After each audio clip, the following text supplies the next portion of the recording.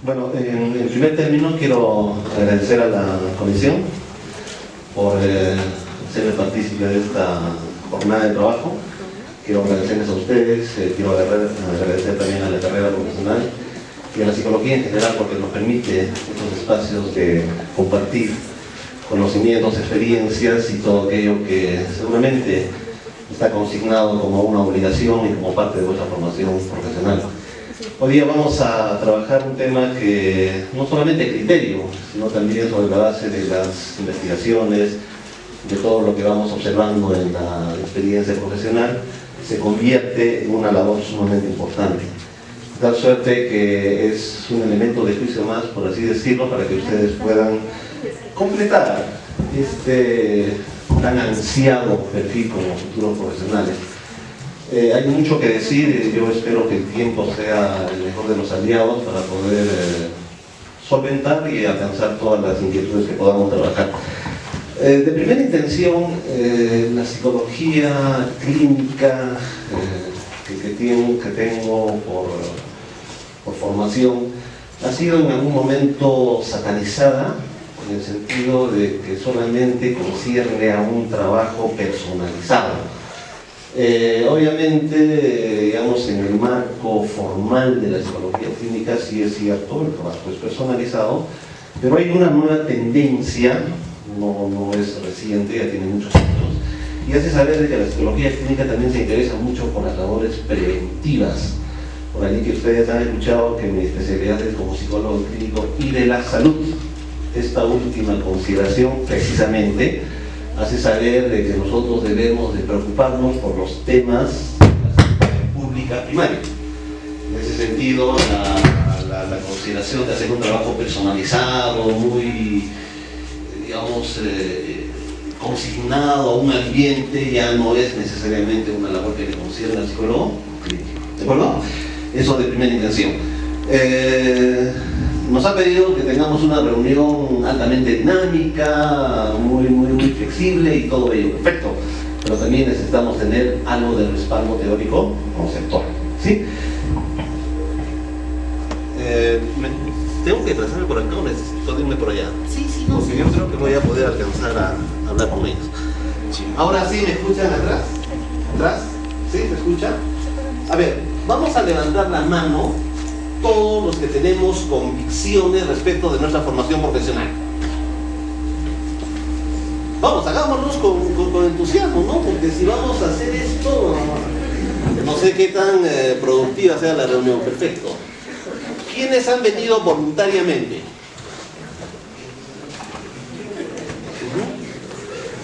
¿Quiénes están dispuestos a cambiar las cogniciones, las ideas que tienen del mundo? ¿Quiénes se resisten a hacerlo? Acá tenemos uno, ¿sí? Muy bien, miren, el trabajo básicamente consiste en lo siguiente. Nosotros provenimos de muchos entornos o de un entorno fundamental cual es nuestra familia, y allí aprendemos patrones fundamentales de formación. Esto nos ponemos en práctica, lo desarrollamos en los diferentes ambientes donde nosotros nos desarrollamos. Lo que pasa y lo que hemos ido observando en nuestra pequeña, mediana, extensa labor profesional es de que hay muchas personas, muchos estudiantes de psicología, porque tenemos que hablar en familia, hay muchas personas que vienen encapsuladas, vienen con unas corazas pero tremendas, ¿no? Y esas prácticas las desarrollan dentro de los espacios que se asumen son para formación profesional. Entonces de pronto desdice o contrasta, digamos, el hecho de que estemos buscando un tan ansiado perfil profesional, que estemos buscando un formato que nos permita ser reconocidos como psicólogos, pero paralelamente convivimos con todos esos patrones que nos vamos arrastrando, vamos a decir, de esos espacios donde nos hemos formado. La idea no es poner en tela de juicio, no es cuestionar ni decir que eso está mal, sino la idea es tener disposición, es efectivamente lograr que nosotros podamos incluir algún elemento que creemos que es necesario y va a respaldar toda nuestra labor profesional. Por allí que esto de las psicoterapias breves, digamos, de primera intención pueden ser mal consignadas, pueden ser mal percibidas. Quiere decir que si en este momento tenemos un movimiento sísmico y tenemos a un psicólogo a la mano, él tendrá que hacer alguna labor para confrontar o para contener una situación o una respuesta emocional de esa naturaleza. No digo que eso no se haga, se hace, pero también las psicoterapias breves están consignadas para problemas o para desajustes mentales que han sido instalados en un tiempo más o menos extenso. Lo que se busca con la psicoterapia breve es estabilizar, es encontrar un punto de equilibrio en los individuos para iniciar sus procesos de cambio. De allí que en las psicoterapias más extensas, vamos a decir, hay reportes, ustedes saben, y no me dejarán mentir, hay reportes en algunas realidades latinoamericanas como Argentina, por ejemplo, y en las norteamericanas con mucha más razón, donde las labores psicoterapéuticas, sobre todo psicoanalíticas, pueden extenderse hasta por 10 años.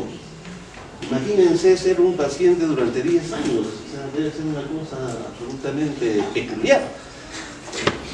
Nuestra realidad es distinta, ¿no? Nosotros vivimos en una realidad en la que está consignada de manera más clara el hecho de que podamos solucionar nuestros problemas con mucha más rapidez. Vivimos en una sociedad inmediatista.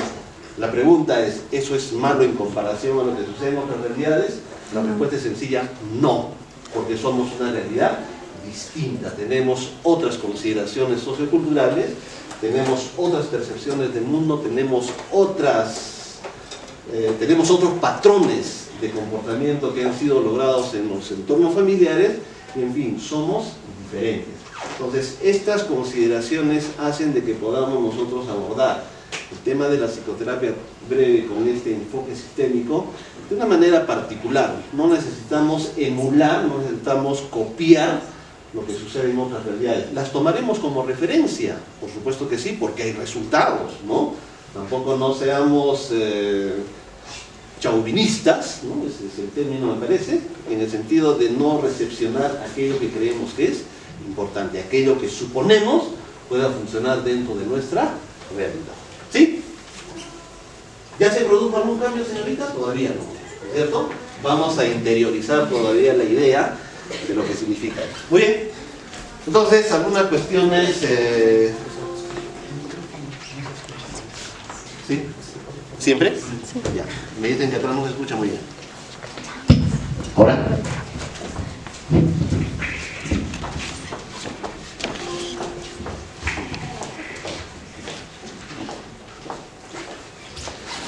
Muy bien. ¿Qué debemos entender por la psicoterapia breve? De primera intención hay que ver los temas generales, pues, ¿no? La psicoterapia breve es una terapia alternativa.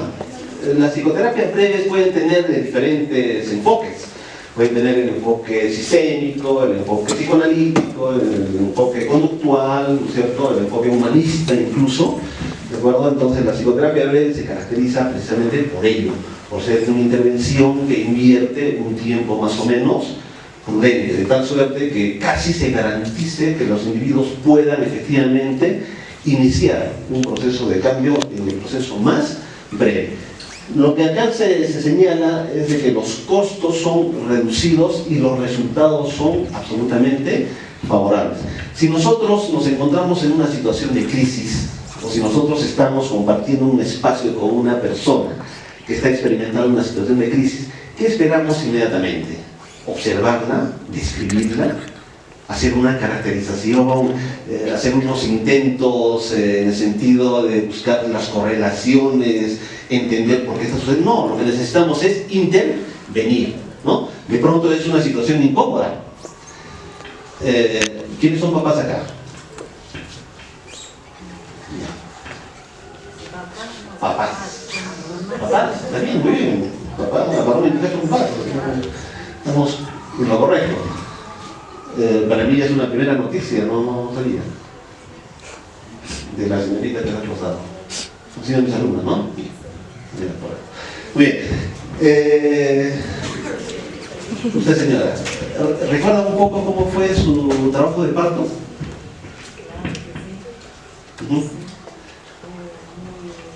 primero fue muy traumático, que no lo olvidaré jamás, pero bueno, ya pasado el momento, ya llega un momento de estabilidad, el amor, toda la sensación de recibir al bebé. ¿Recuerda un poco cómo era la actitud de las personas que le acompañaban? ¿Su esposo? Claro, estaba muy nervioso, sufría, supongo, a su manera, pero sufría junto conmigo. De repente le pasara algo a la criatura, al bebé. Entonces es casi imposible que un padre, con una persona a punto de ser padre o madre, asuma una actitud muy serena, muy racional, ¿no es cierto? Va calculando ya los gastos que la llegada de ese nuevo ser implica en el futuro. O sea, no es una actitud de esa naturaleza, por el contrario, es una posición que está inundada de respuestas emocionales, ¿de acuerdo? Entonces, esas condiciones contextuales, esas condiciones que se presentan en esas circunstancias en particular, suelen ser incómodas para muchas personas. Probablemente la labor de los psicólogos clínicos, digamos, dentro del marco de la utilización de las psicoterapias breves, puedan hacer saber de las necesidades de su participación en ese tipo de circunstancias, ¿de acuerdo? De tal manera que podamos, en alguna medida, contener, ¿no? Tener un manejo más o menos eficiente de las personas que están involucradas en esa situación en particular, porque definitivamente no aporta.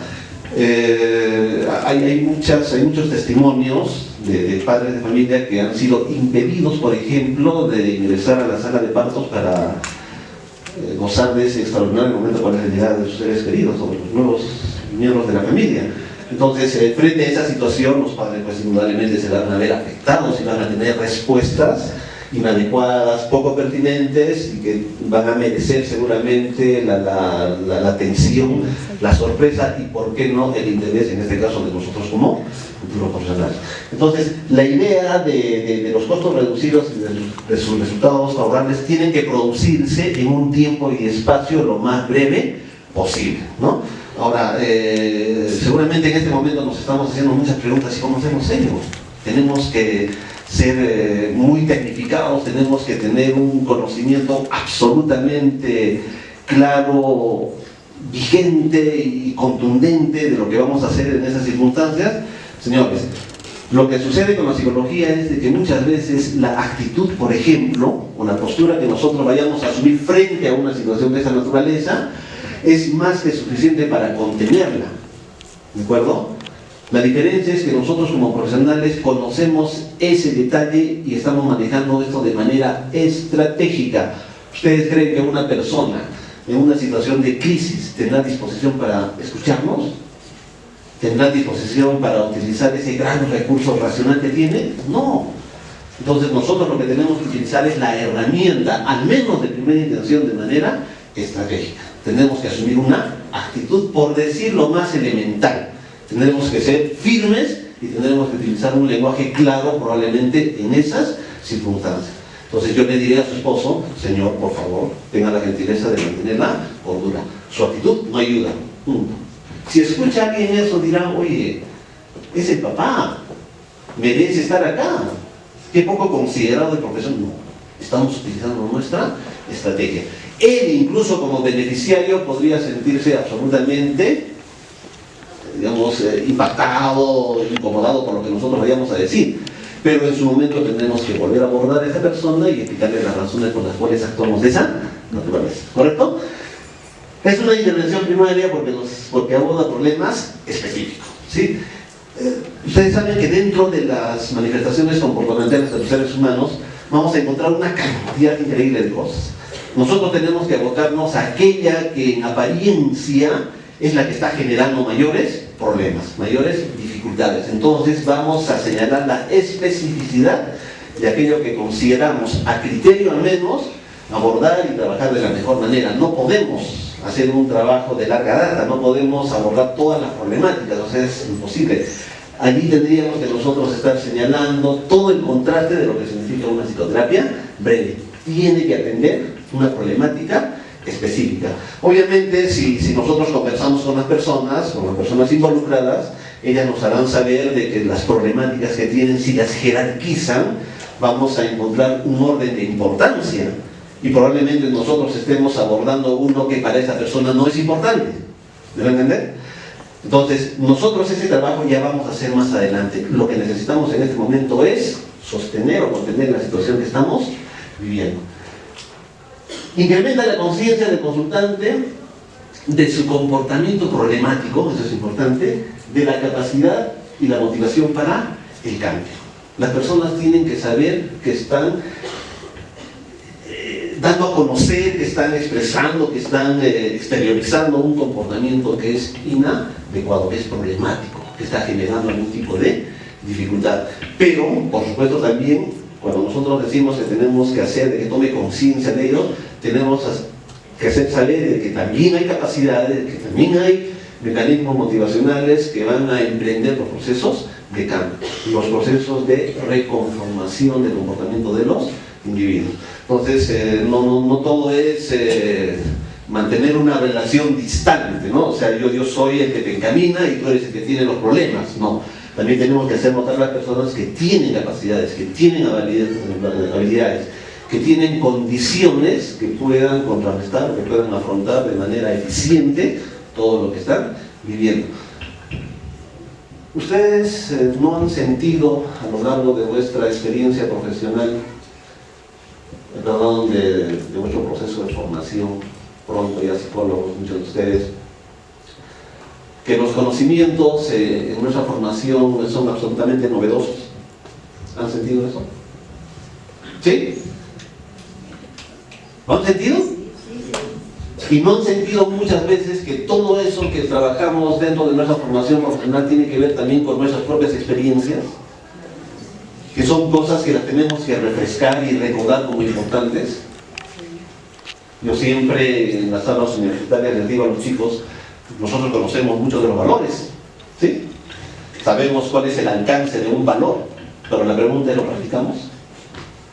Sabemos de la importancia de la comunicación, sabemos la importancia de la pertinencia, y la pregunta es, ¿la practicamos? Entonces, cuando nosotros hacemos un ejercicio profesional, estamos consignando información que aprendimos, pero también estamos recordando información que antes incluso de ser estudiantes de psicología ya lo poseíamos, y sabemos que hoy día nos sirven y nos son de mucha utilidad para que podamos trabajar y para que podamos ayudar a las personas. ¿Ya? Define el concepto de longitud, tiempo, sin embargo trabaja por objetivos. En las psicoterapias breves se concibe más o menos el que podamos nosotros trabajar entre 5 y 6 sesiones aproximadamente, ¿no? Cada reunión entre 45 y 60 minutos aproximadamente. Sin embargo, la tendencia, o digamos, el efecto de tener más claridad en este tipo de labor no se ciñe tanto a fijarle el número de sesiones con el tiempo de inversión por la misma, sino el que podamos nosotros alcanzar objetivos. Puede sonar absolutamente raro, pero hay muchos casos en los que las personas alcanzan al menos un objetivo que suponemos es importante y trascendente para ellos en la primera sesión. ¿De acuerdo? Entonces, pero si mi programación es matemática, si mi programación es cuadriculada, y yo dije son 6 sesiones, ese objetivo que se logró en una primera reunión puede no ser concebido con tanta seriedad. ¿Por qué? Porque mi plan de trabajo obedece a 6 reuniones. ¿Ya? Entonces yo creo que es importante ir haciendo una valoración correcta de lo que concierne digamos, a los logros en el más corto tiempo para cualquier persona, para cualquier individuo. ¿Cómo nosotros recibimos a las personas cuando llegan a la consulta? A ver, díganmelo ustedes, por favor. ¿Cuál es nuestra actitud? Imaginen, visualicen el momento, ¿no?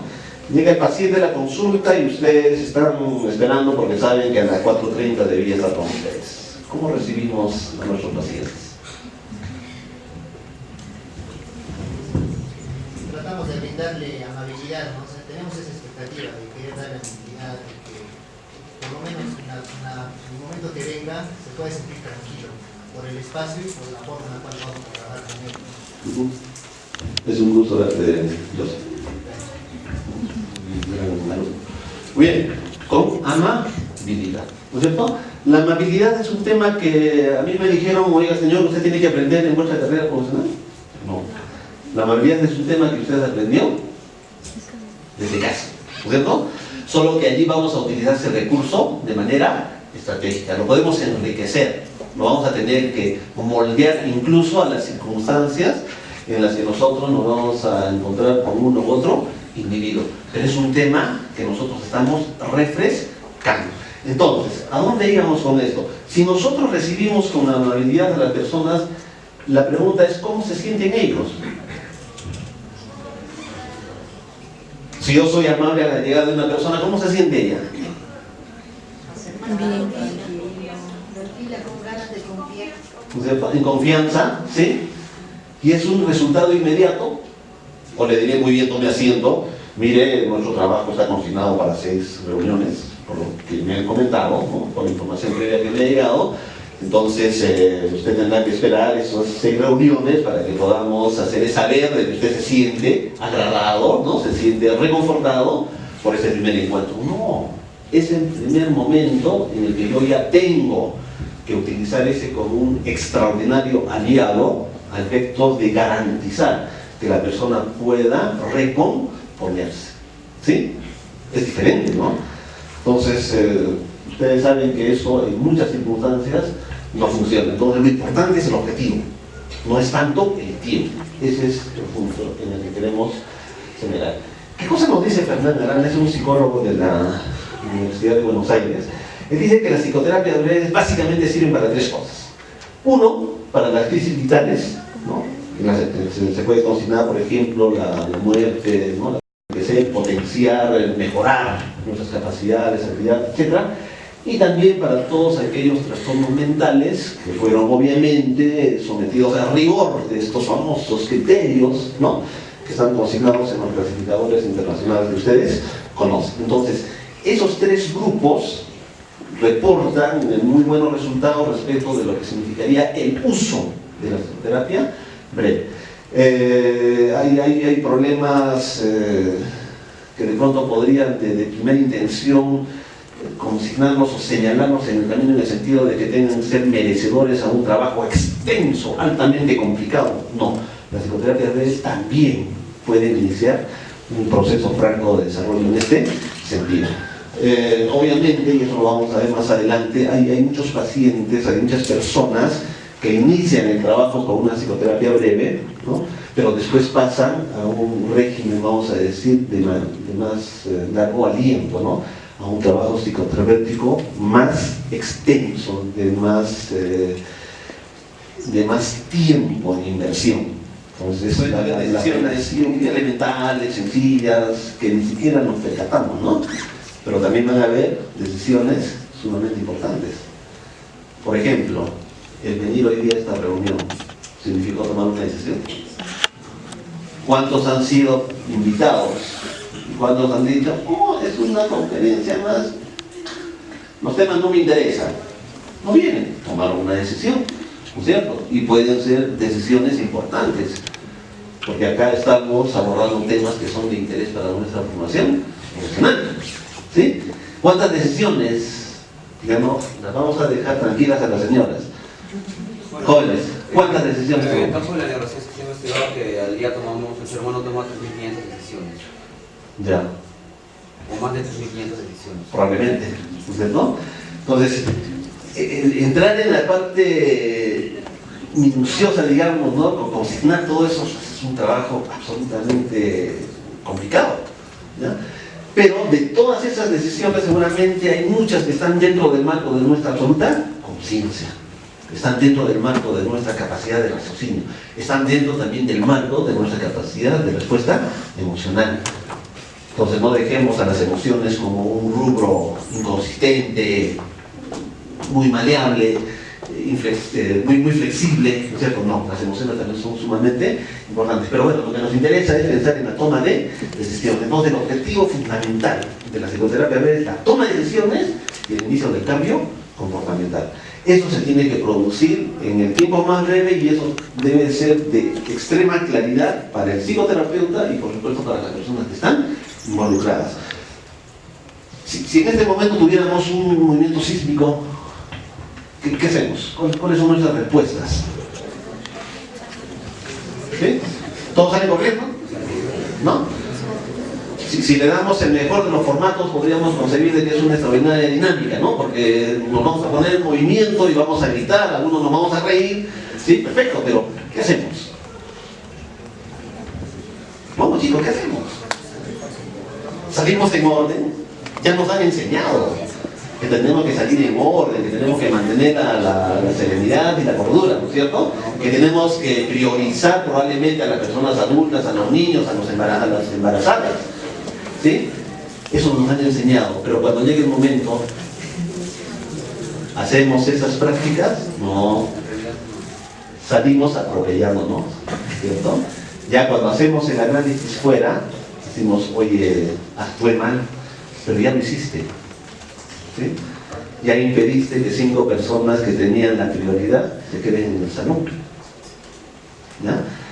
Entonces, la idea del cambio comportamental la toma de decisión del cambio comportamental tiene que tener coherencia, tiene que ser lógico, tiene que tener una relación real, ¿sí?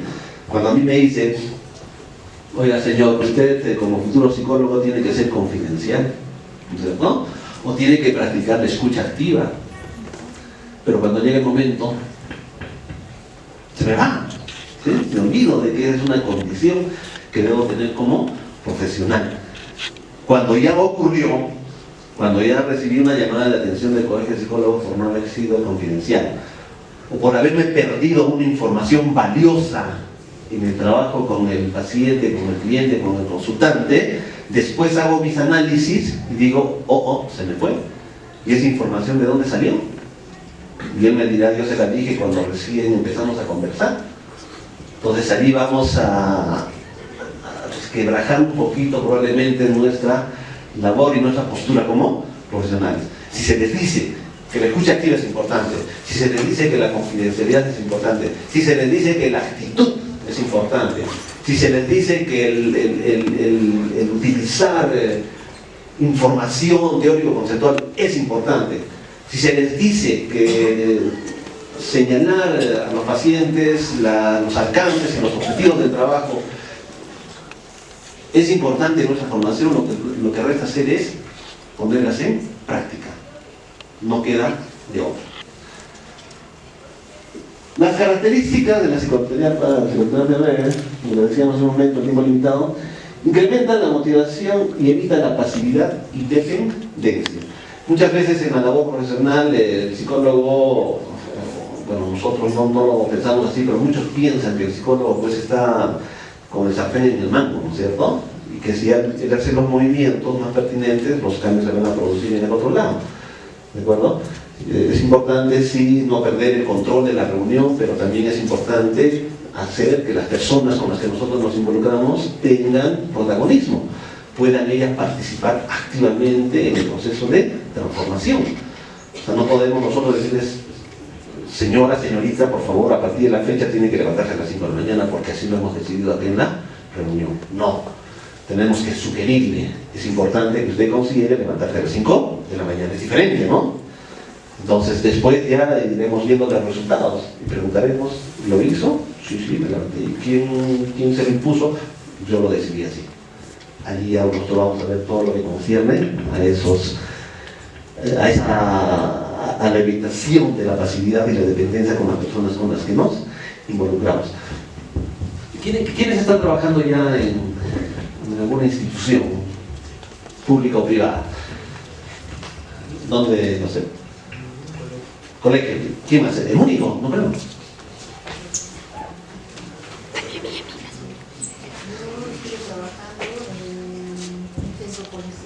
¿Ya?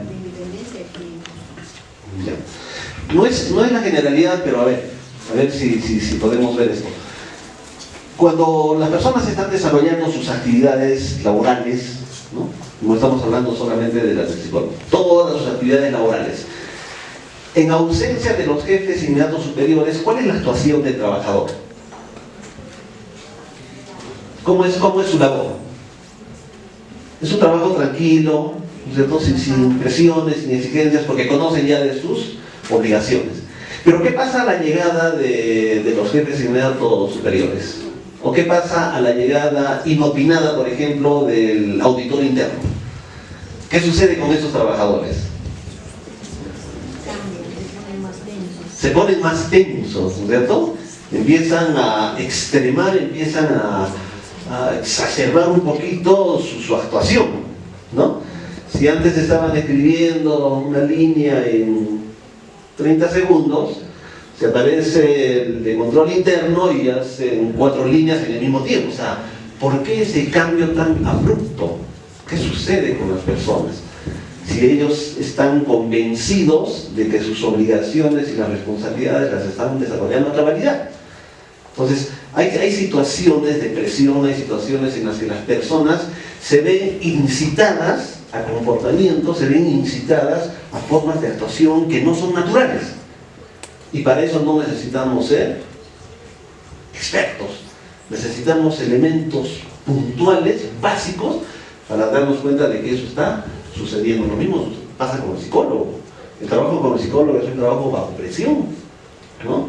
Cuando nos vamos a la entrevista personal, dice, no cruces las piernas, no te frotes las manos, ¿no?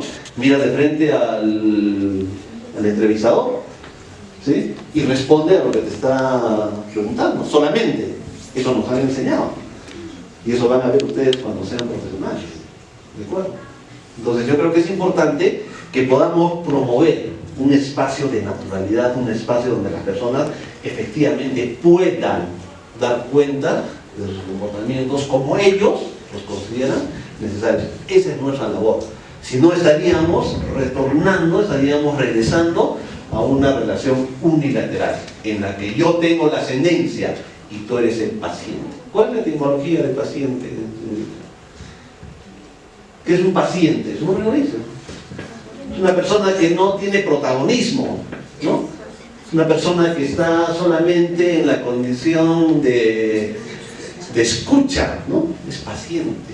No, nosotros tenemos que revertir un poquito el concepto si queremos tener resultados.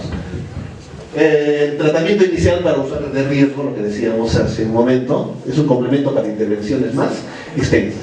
Fíjense en estas dos flechitas.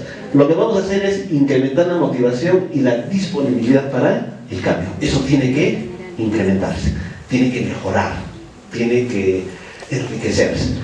Y lo otro es que se incrementa el sentido de autoeficacia. ¿Qué cosas buscamos con nuestro trabajo?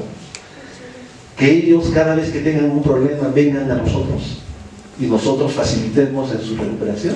No, lo que nosotros buscamos es de que ellos puedan ser autoeficaces, que ellos puedan utilizar las herramientas que nosotros les hemos facilitado para que después en su absoluta condición como individuos, o sea, solos, puedan efectivamente recordar, utilizar y valorar los resultados de eso que nosotros hemos enseñado. Entonces la idea de la labor del psicólogo, al menos en la perspectiva, en el rigor de lo que significa una psicoterapia breve, es de que las personas aprendan a ser eficaces, puedan hacer sus cosas por propia iniciativa, ¿sí? De pronto sí podríamos hacer una diferencia con la autonomía, ¿no? La autonomía no es necesariamente la traducción de la eficacia. La autonomía puede, digamos, desconocer las recomendaciones, las sugerencias que las personas puedan otorgarnos, ¿no? La autonomía puede, no estoy diciendo que sea así, puede. Pero la autoeficacia ya tiene que ver con el uso de una herramienta que me reporta resultados. Eso es diferente. Estas dos cosas, cuando son incrementadas, los procesos de motivación y la autoeficacia, buscan ¿qué cosa? El proceso de cambio. Cuando nosotros hemos cambiado, vamos a ejercer control ¿sobre qué? Sobre el contexto, sobre el lugar donde nos desarrollamos, ¿no? Me pongo a pensar en lo siguiente. Un hijo, un adolescente que tenga problemas de consumo de alcohol, por ejemplo, ¿no? Consume alcohol regularmente. Cuando llega a casa, ¿Cuál es la actuación de los miembros de la familia, del resto de los miembros? Jueves, viernes, sábado y domingo para equilibrar su síndrome de abstinencia, ¿no? Para curar cabeza. Ya, perfecto. ¿Qué hace el resto de la familia? ¿Cómo actúa?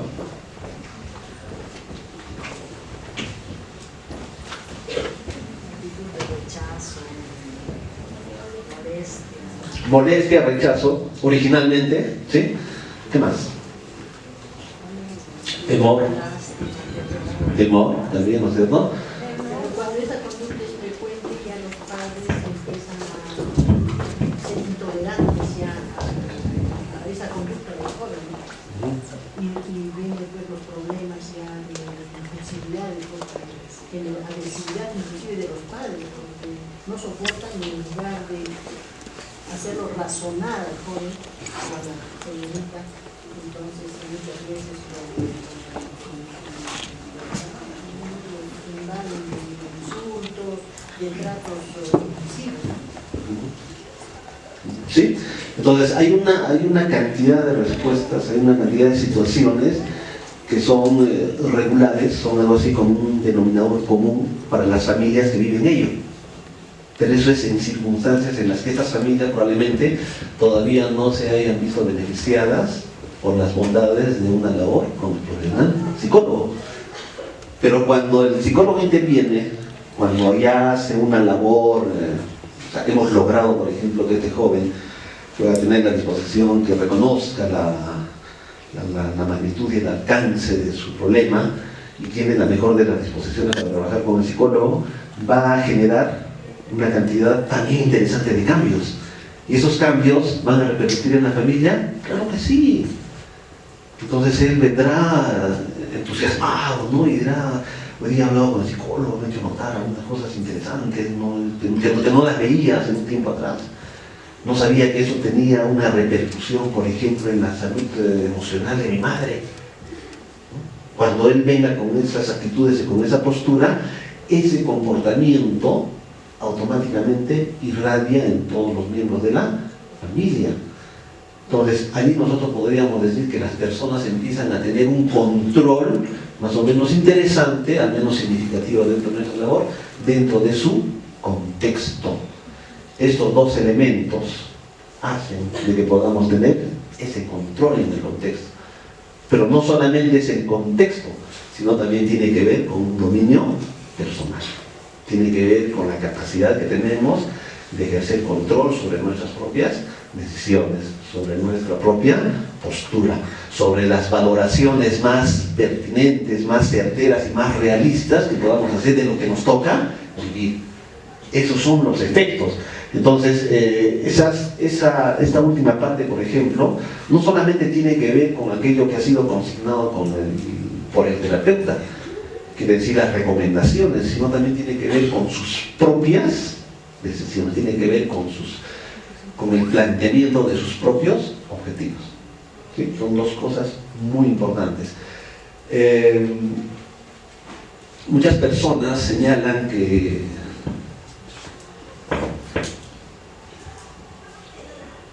cuando viene una recomendación de una persona que tuvo experiencia o que pasó por lo mismo, puede ser una recomendación muy importante, ¿no? Que tiene peso, ¿sí? Entonces, me lo ha dicho fulano de tal, porque él tiene mucha experiencia en el tema y es fundamental. Lo voy a cumplir a carta cabal, perfecto. Pero ¿qué es de lo mío? ¿Qué es de lo que yo consigo que es importante? ¿Qué es de aquello que creo también va a aportar en mejorar mi condición?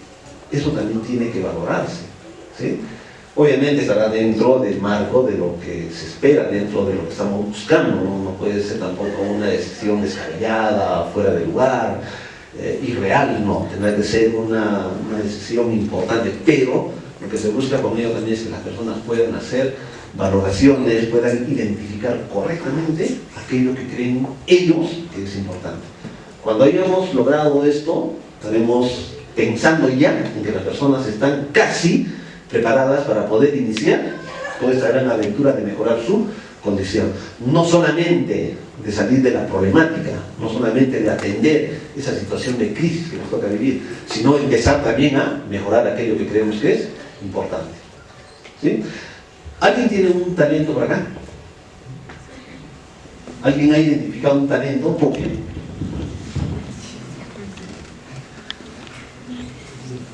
Sí. Cantar. ¿Quiénes te han dicho que puedes hacer esto de mejor manera?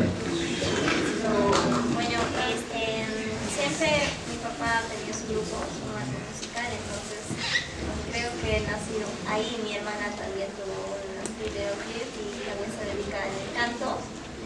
Y más que todo me he conocido con personas cercanas que también ya emprendieron en la música, y esas personas siempre me han capacitado. Por ejemplo, me han dicho, ¿sabes qué? Maneja la voz así. Pero te van a darme unas técnicas para mejorar siempre. Sí, y también admiro mucho a un joven que es también de allá, y también ahorita está aficionando, ya ha grabado con Tato Tarses, el cantante de los Ajus del Perú, y toca guitarra, y es un buen chico, Lenin Álvarez. Ya estás convocado entonces para... Te voy a ceder 5 minutos que cante, de mi tiempo para que puedas dedicarnos a ver. Que cante. Entonces, pueden haber potenciales muy evidentes, ¿no? que son incluso, digamos, transmitidos de manera generacional. Pero en este momento podemos nosotros tener alguna condición que no nos atrevemos a hacerla pública, ¿sí? Porque tenemos que reservarnos ese derecho como personas, pero que seguramente en algún momento puede ser perfectamente encaminada a efectos de enriquecerla, de poder potenciarla, de poder mejorar su condición. Entonces, esa misma concepción se aplica para el paciente que tiene dificultades. No solamente se trata de mejorar su condición de crisis, se trata de luego construir sobre eso la posibilidad de desarrollarlo, la capacidad de encaminarnos en un franco proceso de desarrollo personal. Eso es lo que nosotros ansiamos, eso es lo que nosotros deseamos, ¿sí? Ustedes saben, en la experiencia profesional vemos muchas cosas complicadas, muy complejas, nos llaman poderosamente la atención, algunas pueden pasar desapercibidas, o sea, como fuere. Sin embargo, esa misma condición hace pensar de que a veces estamos muy mimetizados, convivimos mucho con la idea de tecnificarnos, de utilizar con mucha eficiencia un recurso, ¿sí? Y descuidamos otros temas que son absolutamente vitales para nosotros, y es nuestro desarrollo personal.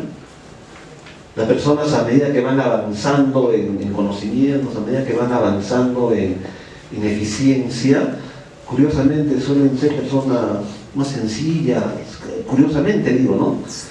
Entonces son temitas que están muy ligados al tema de desarrollo personal, son temas que están muy ligados a la necesidad de tener que percibirnos, de observarnos de una manera más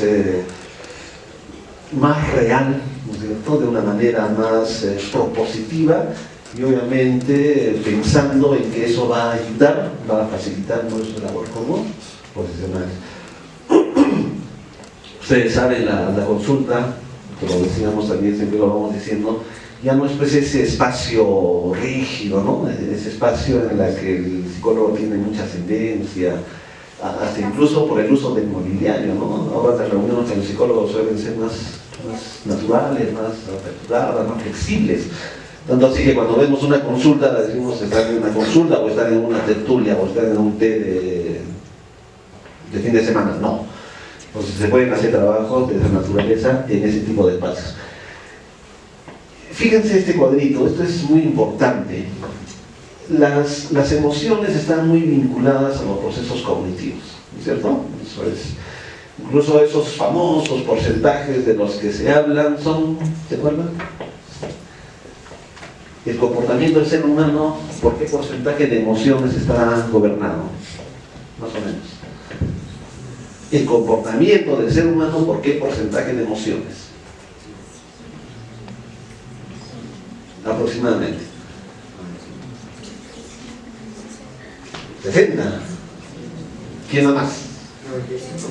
95. ¿Otra? 80. Somos personas emocionales entonces, ¿no es cierto?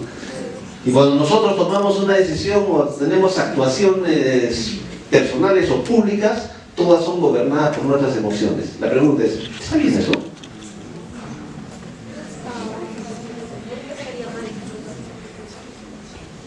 Marty. ¿Por qué estaría mal? ¿Es la pregunta o yo le digo por qué estaría mal? Eso, ¿por qué estaría mal?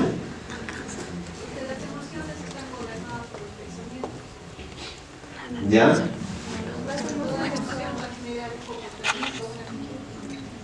¿Ya? ¿Correcto? Ajá. Pero claro, si yo me pongo a pensar en su parte, en su base biológica, diría pues que las emociones están en la zona límbica, tiene implicancias de la amígdala cerebral, ¿no es cierto? Y tiene unos vestigios también hasta el cerebro reptiliano, es más o menos lo que dice la teoría, ¿no es cierto? Entonces es una salvajada que nosotros vayamos, perdón con el término, es una salvajada que vayamos pensando en que el 80% de nuestras emociones gobiernan nuestro comportamiento. No. Es sumamente importante. Las emociones, el mundo de la afectividad de un individuo es tan igual importante como todo lo que concierne a la capacidad de raciocinio, a la capacidad de esa más exigida, más difundida y mejor marketeada, obviamente, ¿no? Entonces, por ahí que hay muchos sesgos, hay muchas limitaciones respecto de las expresiones emocionales. Hay emociones que no tienen que ser consignadas en ciertos espacios. Y lo que es peor, para cierto género hay restricciones, ¿no? Los varones tienen que ser más cuidadosos en sus respuestas emocionales, ¿sí? Las mujeres no. Las mujeres es natural, son emocionales, ¿sí? Varón no, varón es racional, el varón es coherente, el varón tiene los pies bien plantados en la tierra. Mentira, pues mentira, ¿no? La experiencia, la práctica y lo que vamos observando desdice esto. Las emociones y las capacidades o las condiciones cognitivas del ser humano no estarán pues en un 50-50, ¿no? Yo no me atrevería a ponerle porcentajes, pero son igual de importantes, son vitales, son fundamentales. En un trabajo de psicoterapia breve, si uno no tiene un manejo emocional, si no concibe, si no acoge la respuesta emocional del individuo, poco nada podría ser, ¿sí? En una depresión, por ejemplo, ¿qué cosa hacemos con las personas que tienen depresión? No te preocupes, no va a pasar nada, todo va a salir bien, no te entiende, no te va a entender, porque está con un cuadro depresivo y sus funciones cognitivas y emocionales están absolutamente alteradas. ¿Qué cosa debería de hacer? Debería lograr que las personas que están en problemas depresivos puedan proponer alternativas de solución. Ese sí es un logro en mi trabajo. El otro no, porque el otro entra por acá y se le va por el otro lado, ¿sí? Entonces, cuando ustedes tengan una persona que tiene depresión, no la cojan en los mismos términos, ¿no?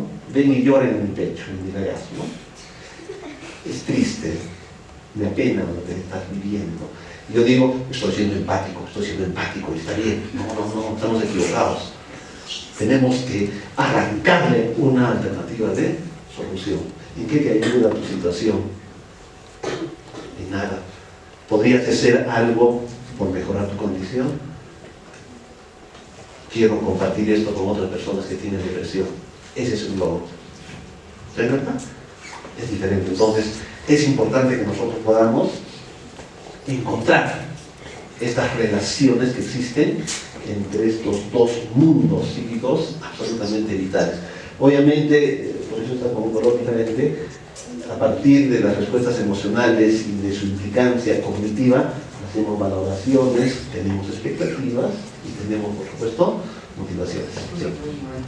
Mira, Yo tenía algunos amigos que estaban un poco depresivos, bueno, no sé de la carrera, pero creo que a mi punto de vista la depresión es parte del propósito. Entonces comenzamos como a buscar su propósito y ahí es donde comienza a encontrar pasión.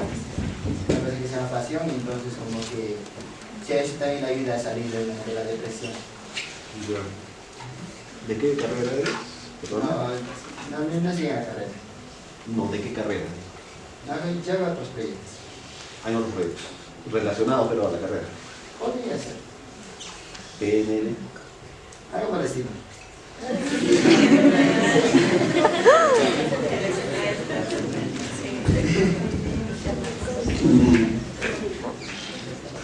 Pasa que no se trata de que entremos en el conflicto tampoco, ni que discutamos, no es un debate. Sin embargo, hay consideraciones que debemos de conocer. Y las personas, cuando son diagnosticadas o cuando se sospecha que tienen un problema de esa naturaleza, deben de cumplir con criterios, ¿cierto? Y los criterios vienen a ser condiciones que hacen posible que nos podamos identificar. Es decir, deben tener una sintomatología y deben de producirse en un tiempo en particular. Cuando esas condiciones se producen, podemos hablar de una depresión. Y lo que pasa es que nosotros, como seres humanos promedio, todos nosotros, absolutamente todos los que están presentes en este salón, en algún momento de nuestras vidas hemos vivido algún desajuste. En algún momento hemos tenido algún problema relacionado al mundo de la afectividad, al mundo de las percepciones, al mundo de la memoria, o sea, todos en algún momento. El tema es de que no fue intenso y no fue permanente. Por ende, no cumple con el criterio para ser diagnosticado. Entonces, si hay personas que tienen esa falta de energía, vamos a decir, para alcanzar sus metas y objetivos, no necesariamente deberíamos hablar de una depresión, ¿no? Podemos consignar algunas otras consideraciones. El hecho de que las personas, por ejemplo, tengan poca claridad, tengan poca capacidad de emprendimiento, estén, digamos, no considerando las potenciales implicancias de aquello que han decidido hacer. Entonces, todos esos elementos hacen de que uno se ensimisme, ¿cierto? Llegue a una condición de esa naturaleza y por ende no pueda accionar en los términos que uno espera, pero no es necesariamente una depresión. Si nosotros utilizamos mal el concepto, ¿no? Terminamos el semestre, ¿no? Hemos jalado... Sí, no sé, hay tantos términos que podemos... Vale. Me causó aún me resuena el hecho de la falta de propósito. Estos días he estado escuchando mucho en varias personas que yo realmente admiro y que constantemente están con propósitos en su vida y están construyendo cosas para su futuro. Sin embargo, refieren que se sienten vacías. Entonces, podríamos referir que la depresión es falta de propósito. Porque tienen propósitos, pero se sienten vacías. Entonces, y también refiero al criterio diagnóstico, porque he visto también el tiempo que les ha durado esto y si cumple el criterio de depresión. Entonces, tendríamos que ser un poco más flexibles en cómo evaluamos las cosas, para como otros compartimos, como nosotros servidores de salud, si decimos falta de propósito de frente, encasillamos algo, ser imprudente porque la persona puede sentirse agredida. Entonces, seamos más cuidadosos con el siempre, estas personas hacen esto, sino muchas personas, pocas personas, tales personas, prudencia. El tema es el siguiente, hay respuestas que pueden ser magnificadas, que pueden ser ancladas, ¿de acuerdo?, en el individuo, toda vez de que considera que es en su rango la más importante, la que tiene mayor ascendencia, ¿no?, la que va a definir su postura como tal.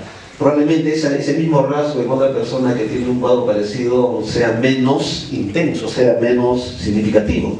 Entonces la pregunta sería, ¿cómo logramos la estadística? ¿Cómo logramos que las personas entiendan que esto es menos importante que aquello? Entonces, allí se recuerda de que efectivamente los trabajos son personalizados, ¿no es cierto? Si para mí es importante lograr mi título profesional, para que tenga al costado no lo va a hacer. Para él va a ser mucho más importante ganar experiencia. Entonces, ¿cómo logramos que haya una conciliación?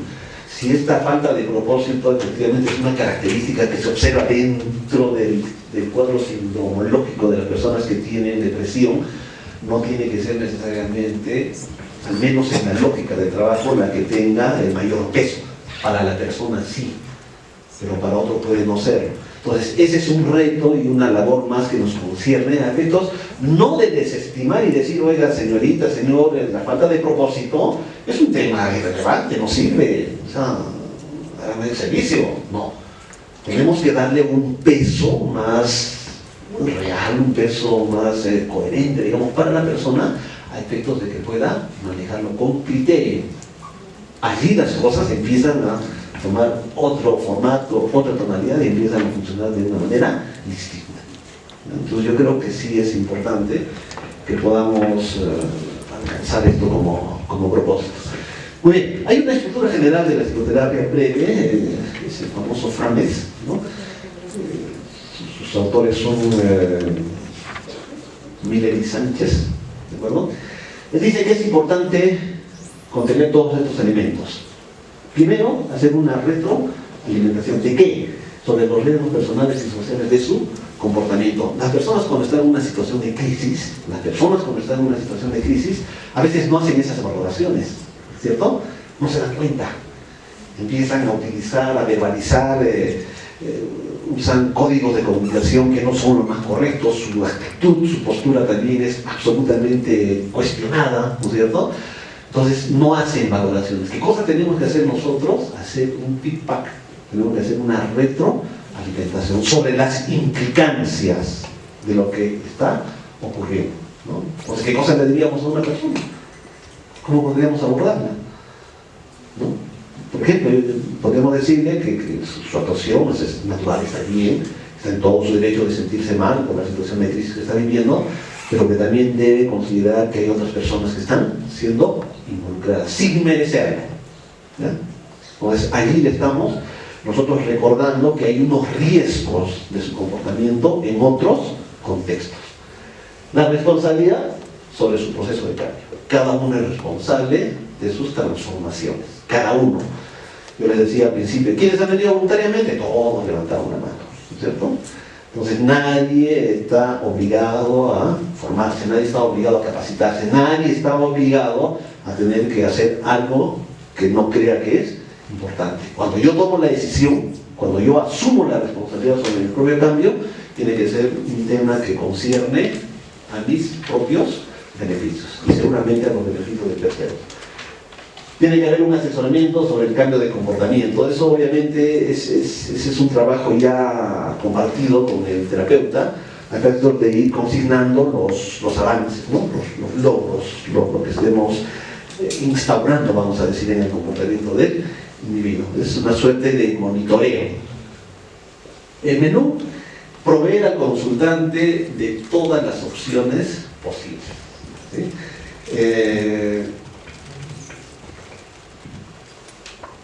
¿Ustedes recuerdan vuestras primeras exposiciones en la universidad?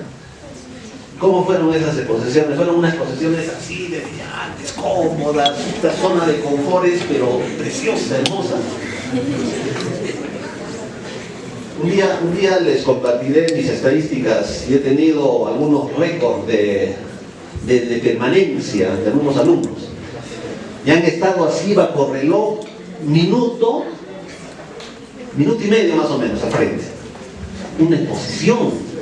Obviamente los resultados y la calificación entenderán cómo han sido, ¿no? Tampoco ya no convenía exigirles, pero así, 1 minuto y medio al frente.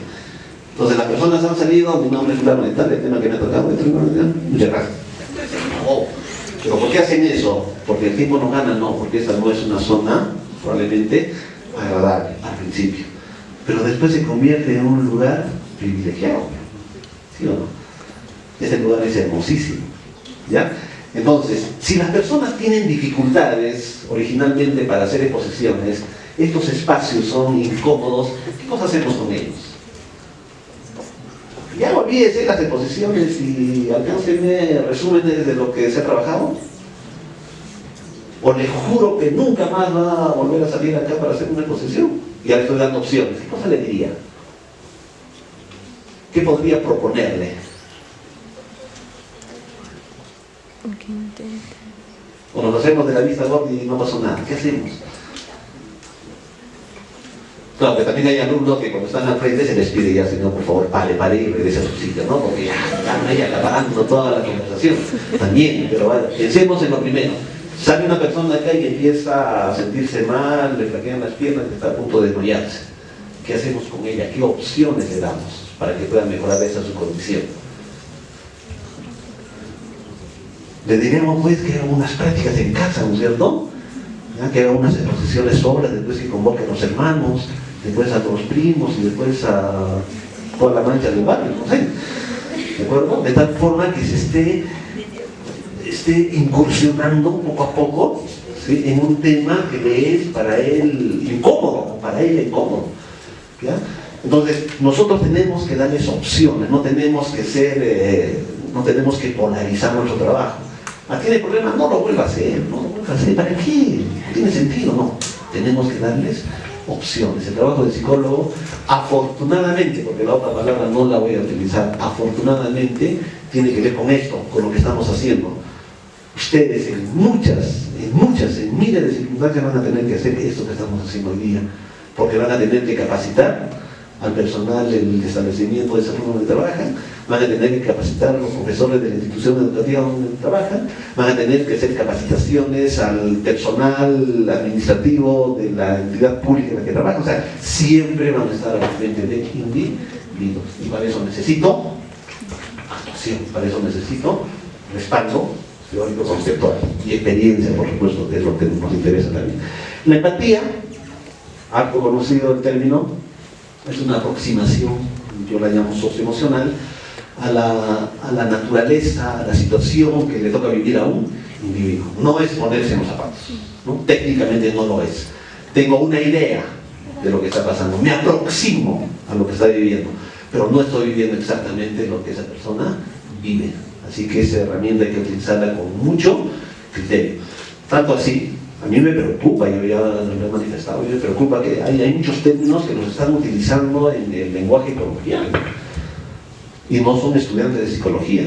Entonces ustedes salen a las calles, hablan con un grupo de personas que estudian astronomía y ciencias ocultas, ¿cierto? ¿Sí? Y empiezan en su lenguaje a decir, oye, ¿sabes qué? Tienes que ser empático. ¿Y qué es empático, señorita, señor? Hay que ponernos en los zapatos de nosotros. ¿Y cómo logra eso? Si usted calza 36 y él calza 38. ¿No? Entonces, tenemos que ser bien cuidadosos. O la depresión, porque hace un momento les decía, ¿ya? Hay muchos términos que se están mal utilizando dentro de nuestra comunidad. Y la autoeficacia también decíamos esto, ¿no? Que es la capacidad que tiene el individuo de poder reconocer su capacidad de cambio, ¿ya? Ojo que esta propuesta de estos autores, del Frames, puede variar en el orden, no tiene ese rigor, puede variar en el orden y en la frecuencia, ¿sí? También se considera la situación del individuo, se consideran el contexto, ¿no es cierto? Y todas las situaciones, como las necesidades también, por ejemplo, que están vinculadas a cada individuo. No todos van a responder ni van a actuar en los mismos términos.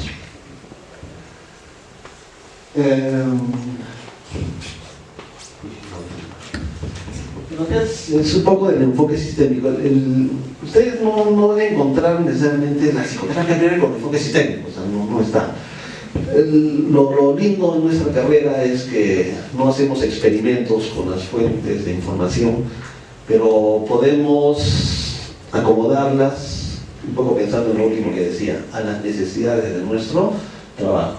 El concepto sistémico es un concepto que está pues difundido, es un concepto que es digamos, vital y fundamental para nuestra actuación como profesionales. No podemos negar la existencia de escrituras, no podemos negar la existencia de conjunción de individuos que hacen posible que nosotros nos vayamos desarrollando, que hacen posible que podamos llegar a casa y podamos encontrar a un entorno familiar acogedor, altamente afectivo, o que regresemos a casa y encontremos un ambiente hostil, encontremos un ambiente poco agradable. Entonces el enfoque sistémico tiene sus tentáculos en todos estos espacios donde nosotros nos desarrollamos. Acá, ¿por qué todos están atentos? ¿Por qué están callados? Algunos han cerrado los ojos, me imagino, para pensar en lo que está ocurriendo, ¿no es cierto? ¿Por qué estamos acá? ¿Qué nos convoca a esta reunión? ¿Qué hace que este espacio haga que esté calladito y me estén observando? ¿Sí? Probablemente mucho de la teoría general de los sistemas. ¿Sí? Porque yo, como responsable del tema, tengo injerencia, algo que se generen repercusiones, hacemos que podamos modificar en cierta medida el comportamiento de todo este grupo. Cuando pregunta Dander, Mardi o Joseph, igual, todos trasladamos nuestro foco de atención a los alumnos y ellos generan ese mismo, ¿no? Sus funciones, la estructura, los circuitos de retroalimentación y las relaciones de interdependencia. Todos tenemos que cumplir una función en particular, ¿sí? Todos, ¿sí? Unas más importantes que nosotros, pero al fin y al cabo todos cumplen una función. Todos pertenecemos a una estructura, todos tenemos circuitos de retroalimentación. En casa, por ejemplo, ¿quiénes festejan más a ustedes vuestras... Están comiendo en mesa, ¿no es cierto? Están almorzando y de pronto alguien cuenta una anécdota.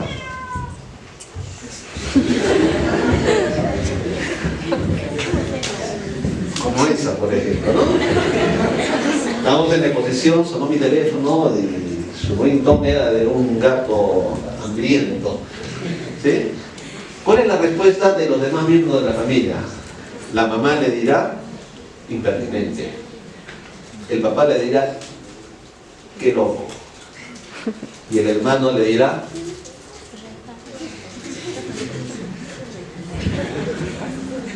hazlo regularmente. ¿Cierto? Son tres formas de reconocer eso que ocurrió. ¿Sí? Intencional, circunstancialmente, qué sé yo. Entonces, hay unos circuitos de retroalimentación. No todas las personas reconocen, o sea, esto es lo más importante. ¿Sí? Esto es hermoso, bello, te felicito. El otro es importante, bello, precioso. La misma intensidad y la misma... No, hay circuitos de retroalimentación.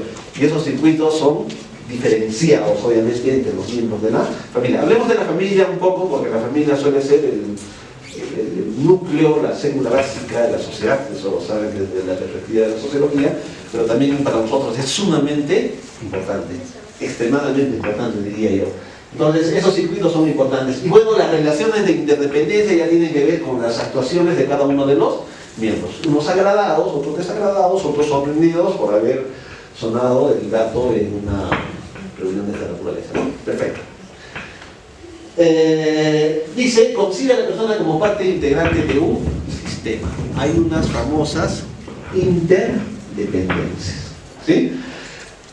Ustedes en ese momento creerán que no están interactuando entre ustedes, ¿sí? Creerán que no. Los que están en la segunda, tercera, cuarta están mirando las nucas de los alumnos que están en la primera fila.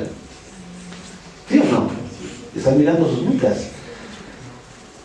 Bueno, ya han visto la mía hace rato, ¿no? Y saben qué características tiene. Pero bueno, están mirando las nucas de nuestros compañeros, están viendo su conformación antropomórfica, no sé. Están observando todo eso. Esas cosas son interacciones. La interacción no es, ¿qué tal? ¿Cómo estás? ¿Qué gusto soy yo? No. Esa ya es una comunicación que tiene implícita la interacción. Pero las interacciones son todo lo que nosotros estamos haciendo en este momento. el hecho de ver a los alumnos que están en el extremo, el hecho de sentir la presencia del alumno que tengo al costado y todo lo que vaya a ocurrir como fenómeno interaccional está de cajón en el interés de la teoría general de los sistemas. Siempre. Dice, en principio se cree que los cambios de un componente afectan a los otros, que lo conforman y así viceversa. En la familia, lo que hablábamos hace un momentito, el hecho de que el chico haya consumido alcohol, ¿no es cierto? Que esté consumiendo regularmente alcohol y esté generando problemas, dice, la teoría general de los sistemas dice, cuando un elemento, ¿sí?, modifica, o cuando un elemento tiene una actuación peculiar en su comportamiento, tiene injerencia y repercute en los otros elementos que lo conforman, ¿sí? Y esos otros elementos conformantes también pueden tener exactamente la misma actuación. Si el chico que está con un problema de consumo de alcohol observa que la mamá está con los ojos hinchados porque lloró toda la noche pensando dónde estaba su hijito, ¿cierto?, esa actuación en el muchacho puede o debe de generar algún tipo de respuesta. Obviamente la dependencia física, psicológica, probablemente, ¿no?, al consumo de alcohol sea mucho más potente, pero los individuos están en todo su derecho y en toda su capacidad de poder procesar información. Aun cuando tengan problemas con el consumo de alcohol, procesan información. Sus prioridades están sobre el consumo de alcohol y sobre sus amistades. Pero la imagen que tiene de su madre, de haber estado llorando toda la noche porque no sabía dónde estaba, ¿sí?, la concibe, la procesa, la integra, la interioriza, pero no está, digamos, en una escala en la que pueda impedir posteriormente su consumo de alcohol. Es más o menos la idea, ¿de acuerdo? Entonces acá lo que estamos señalando son las interacciones, las interdependencias, siempre se van a producir. Ahí decíamos, ¿no?, la familia que demanda especial interés se entiende como un grupo social, como un grupo socioafectivo primario. Dime con quién andas y te diré quién eres. ¿Cierto o no cierto? ¿Sí? ¿No? Señorita, dime con quién andas y te diré quién eres. No.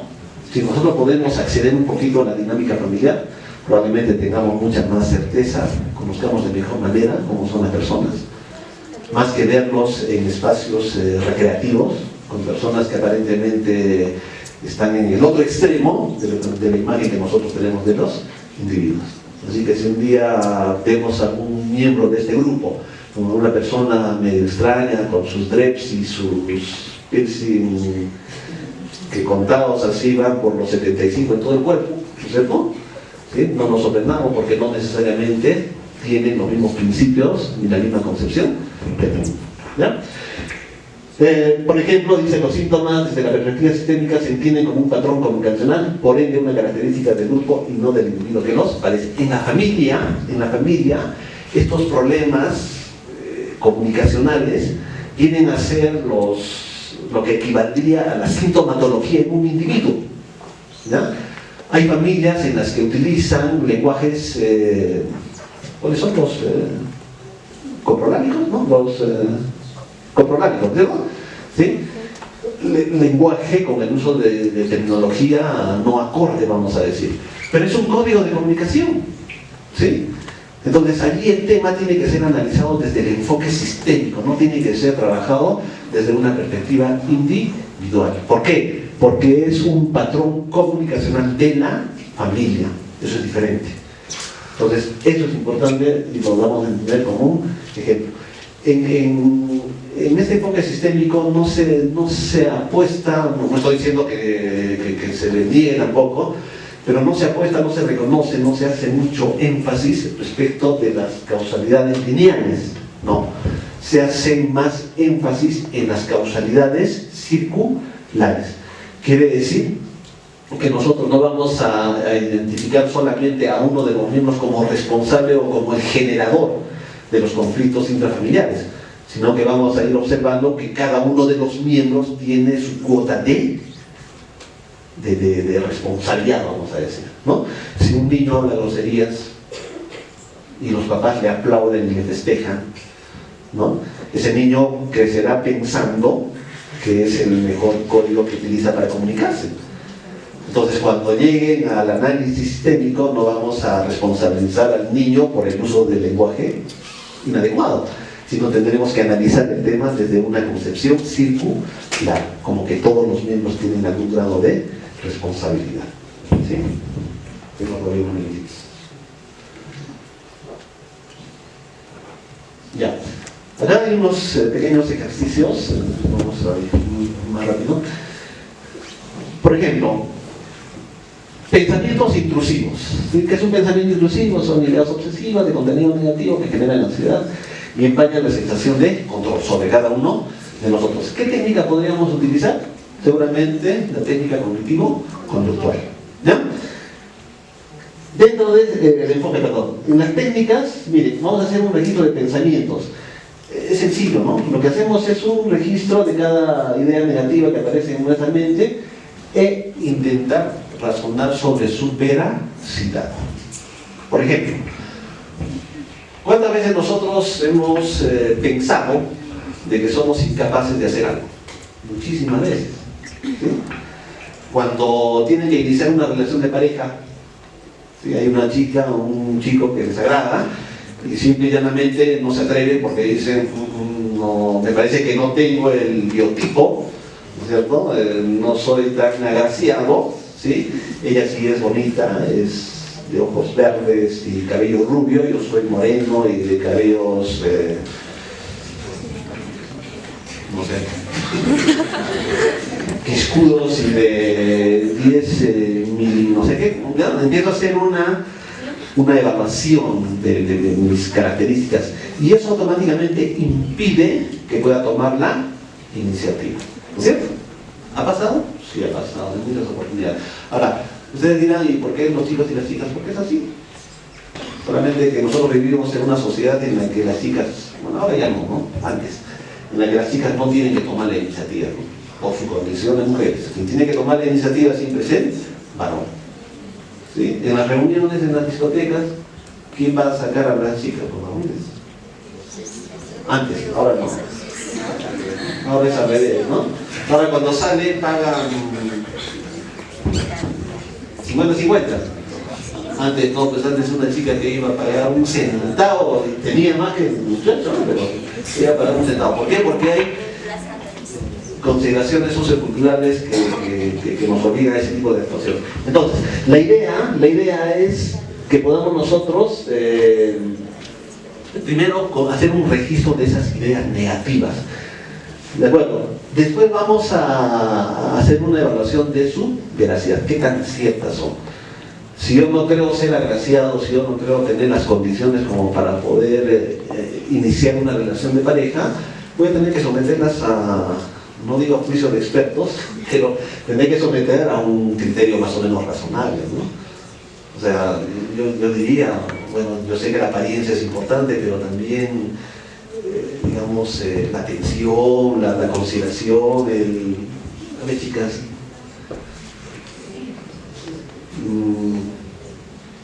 ¿tu nombre? Verónica, perdona, Verónica, no me acuerdo. Verónica, a ver, Verónica, ¿qué buscas en un chico? Yo sé que las personas entran por los ojos, eso es innegable, ¿no? Pero además, inteligente, ajá, amable, amabilidad, cortesía e inteligencia, ¿no? Pueden ser características que abrumen la apariencia física, puede ser en algunas personas, ¿no? Entonces, claro, cuando nosotros estamos en la calle y vemos a una chica preciosa y a su costado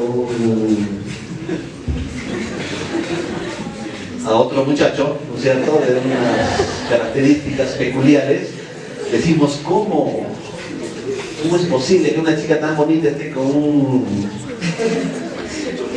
un biotipo especial, ¿no es cierto? ¿Sí? Y pueden ocurrir los fenómenos contrarios también. Hay chicos muy apuestos y sus parejas también tienen características particulares, ¿de acuerdo? Entonces, muchas veces es importante que nosotros podamos razonar sobre la veracidad de aquello que creemos que está ocurriendo.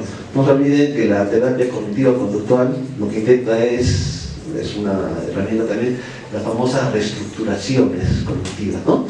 Las personas piensan algo y lo que el profesional tiene que hacer es cambiar esa idea, intentar cambiarla.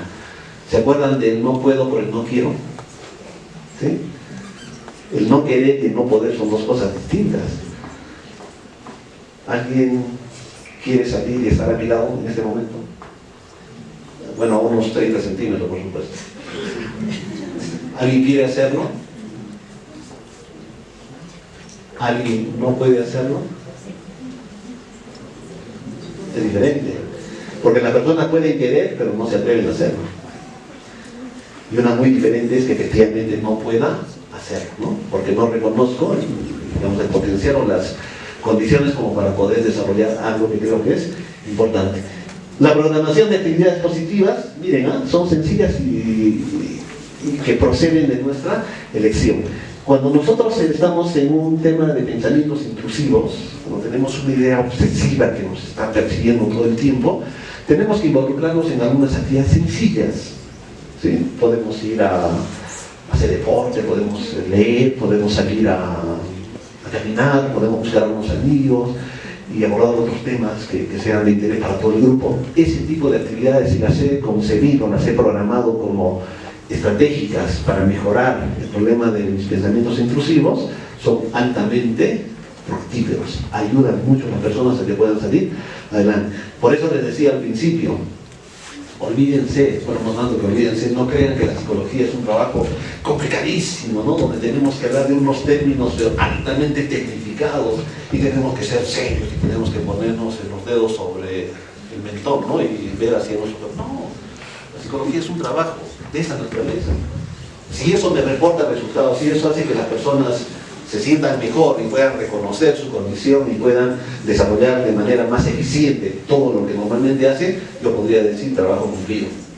Yo podría decir a ciencia cierta que las personas efectivamente han logrado salir de su situación de crisis, entrar a una zona de confort mucho más adecuada y empezar a desarrollarse como individuos. Ese es mi logro como profesional. No emitir certificados, no tengo nada contra eso, ¿no? No poner mi sello así tremendo, una firma casi de notario y decir, ese es su certificado de salud mental, vaya, siguiente paciente. No. Ahí vamos a mecanizar nuestro trabajo y allí perdemos el norte de nuestra labor como profesionales. Entonces tengamos mucho cuidado con ello. Bueno, acá hay una jerarquía de...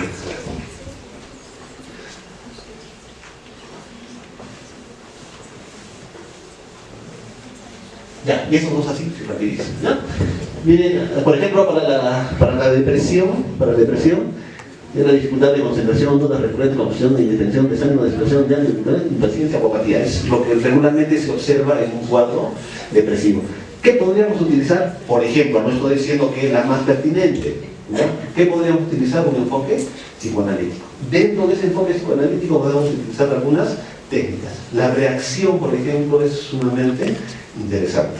La reacción puede ser natural, puede producirse de manera espontánea, pero también, ojo, puede ser inducida, puede ser provocada por el psicoterapeuta.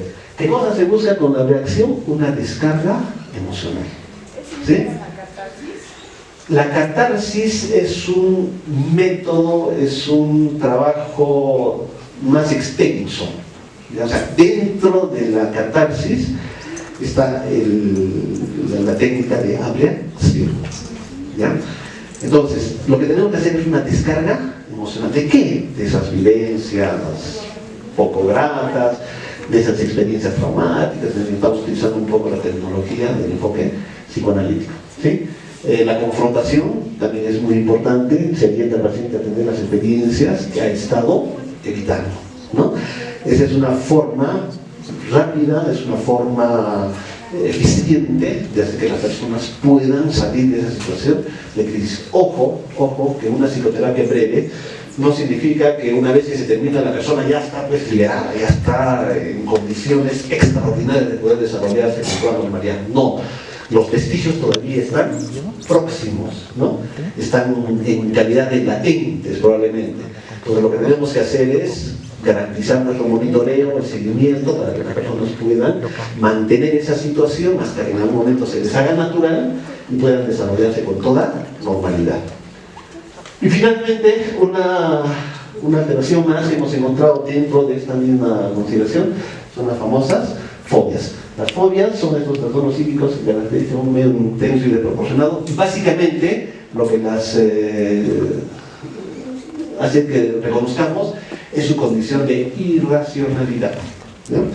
Una de las técnicas más fructíferas, esto sí lo podemos decir con mucha certeza, vienen a ser las técnicas de modificación de conducta, ¿no? Una de ellas es la desensibilización sistemática. ¿Qué cosa se busca con ello? Hacer una aproximación, ¿no es cierto?, paulatina a la fuente generadora de la fobia, hasta que llegue un momento en que las personas pueden efectivamente convivir adecuadamente con esa fuente y puedan sobrellevar o puedan hacer que su vida sea, pues, digamos, desarrollada en los mejores términos, ¿de acuerdo? Entonces, el tema de la psicoterapia redes tiene esto por consideración. Es un trabajo que, si bien es cierto, invierte menos tiempo, como al principio lo decíamos, no tiene nada que ver con que se haga una propuesta formal, muy bien encaminada, muy bien planificada, haciendo unas precisiones y valoraciones respecto de su impacto, casi garantizar, vamos a decir, que las personas que se vean beneficiadas por los alcances de la psicoterapia breve puedan ser identificadas al principio de nuestro trabajo. Porque si nosotros vemos que las personas no están respondiendo, vamos a decir, de manera fructífera, de manera real, a esas primeras labores, lo más probable es de que ellos merezcan un trabajo de mayor extensión, ¿sí? Eso nosotros lo vamos a ir viendo en el camino. No vamos a salir, digamos, a ciegas, a decir, ya, psicoterapia ven ustedes. No, tenemos que ir observando cómo son sus respuestas. Por allí que la capacidad de observación, la capacidad de sistematización y todas esas herramientas que ustedes ya las tienen consignadas, tienen que ser practicadas de manera regular. Doctor, una consulta. Si yo soy ya consciente de que tengo una fobia, ya en este caso sería un estímulo concreto, entonces si yo soy consciente de que, o sea, justamente de que es irracional, como se lo acaba de mencionar, ¿podría yo solamente mediante unas técnicas curarme o necesariamente tendría que ir a un psicólogo? La conciencia del reconocimiento, hay una suerte de contradicción, ¿no? Yo no puedo ser consciente de algo que está ocurriendo, es irracional. La conciencia tiene que ver con el principio de realidad, con lo que nosotros estamos observando dentro de nuestro contexto. Esa es una cosa. Pero la irracionalidad tiene que ver con la poca capacidad que tiene el individuo de poder explicar ese fenómeno, de sus implicancias y de los perjuicios que eso podría generar. Entonces, racionalidad no equivale necesariamente al concepto de conciencia, ¿ya? El individuo sabe que está ocurriendo, sabe que es una araña o sabe que es una gran altura, ¿no es cierto? Eso es conciencia porque existe el principio de realidad. Lo que pasa es de que no sabe explicar cuál es o por qué le tengo tanto miedo a esta situación sin antes poder consignar las implicancias que tiene eso para mí. Entonces, lo más recomendable obviamente es que se pueda, al menos, si la consulta con él. Muy chicos, les agradezco por la